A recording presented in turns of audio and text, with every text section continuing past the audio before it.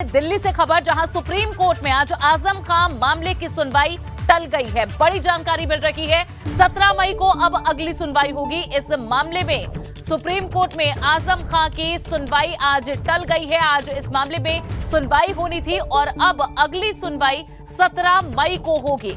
बड़ी खबर, जहां एक मामले में आज सुप्रीम कोर्ट में सुनवाई आजम खान केस की होनी थी। आपको बता दें कि अंतरिम जमानत मामले में मिल चुकी है कल ही हाई कोर्ट से, लेकिन आज सुप्रीम कोर्ट में भी आजम खान के मामले की सुनवाई होनी थी, जिसकी सूचना कि अब 17 मई को अगली सुनवाई होगी। इस वक्त की ये बड़ी खबर दिल्ली से, सुप्रीम कोर्ट में आज होने वाले आजम खान केस की सुनवाई टल चुकी है। 17 मई को अब अगली सुनवाई होगी। हालांकि इस मामले में राहत आजम खान को पहले ही मिल चुकी है, अंतरिम जमानत उन्हें मिल चुकी है और जब वे विवादित जमीन को सरेंडर करेंगे उसके बाद उन्हें पूरी जमानत इस मामले में मिल जाएगी। हालांकि आजम खान की मुश्किलें कम नहीं है, उनके ऊपर एक और मामला दर्ज हुआ है और इसी वजह से उन्हें फिलहाल जमानत नहीं मिली, जेल से बाहर वे नहीं हो पाएंगे। ये याचिका सुप्रीम कोर्ट में आज लगी थी, आज इस पर सुनवाई होनी थी, लेकिन अब अगली सुनवाई 17 मई को होगी। दिल्ली से बड़ी खबर, सुप्रीम कोर्ट में आजम खान मामले की सुनवाई टली है। 17 मई अब अगली तारीख मिल चुकी है। इंतजार अब 17 मई का है। याचिका पर सुप्रीम कोर्ट की सबसे बड़ी टिप्पणी भी सामने आई है। सुप्रीम कोर्ट ने कहा कि एक मामले में जमानत मिली तो नया केस दर्ज हो गया। ऐसा क्यों चल रहा है, एक के बाद एक आखिर ये जो केसेस दर्ज हो रहे हैं, इसे लेकर आजम खान मामले में सुप्रीम कोर्ट की टिप्पणी सामने आई है। और शक्ति हमारे संवाददाता सुप्रीम कोर्ट से सीधा हमारे साथ जुड़ चुके हैं। बताएं शक्ति, आज क्या टिप्पणी की गई है सुप्रीम कोर्ट की ओर से?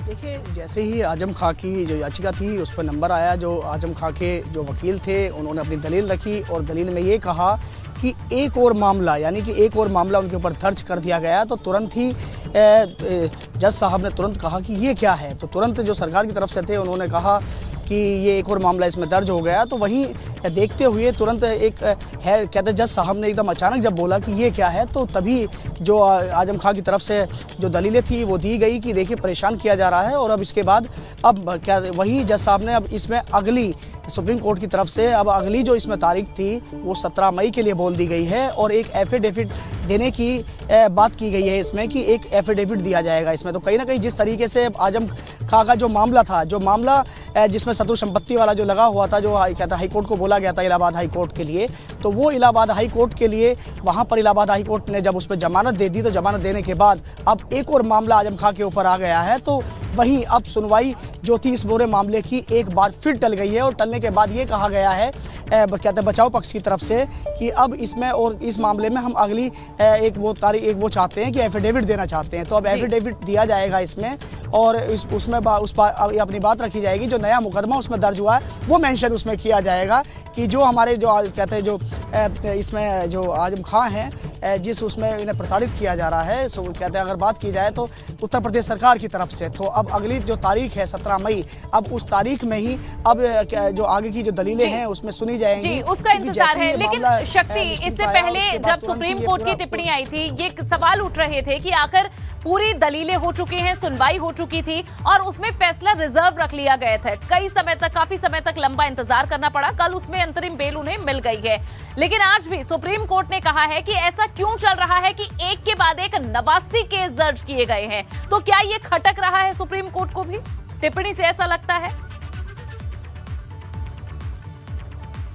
देखिए, बिल्कुल कहीं ना कहीं जिस तरीके से अचानक, क्योंकि वो एक ही कोर्स था, 87 इसमें केस, यानी कि 87 केस में इसमें जमानत मिल चुकी है कि पहले 86 में मिली थी। 87वां केस के लिए ही सुप्रीम कोर्ट ने इसमें आपत्ति जताई थी इलाहाबाद हाई कोर्ट के लिए। तो उसके बाद तुरंत ही इलाहाबाद हाई कोर्ट ने उसमें जमानत दी, लेकिन जमानत देने के बाद फिर एक और मुकदमा जो निकल कर आता है उस मुकदमे को रखा जाता है। तो उस मुकदमे के बाद कहीं ना कहीं जिस तरीके से आज ये दलील रखी गई, तो जो सुप्रीम कोर्ट था वो भी हैरत में आ गया कि जब मामले इतने सारे इतने सारे इन पर लग चुके हैं, तो अचानक जिस समय इनकी जमानत मिलनी है तो उसी के आधार पे एक मुकदमा और क्यों रखा गया।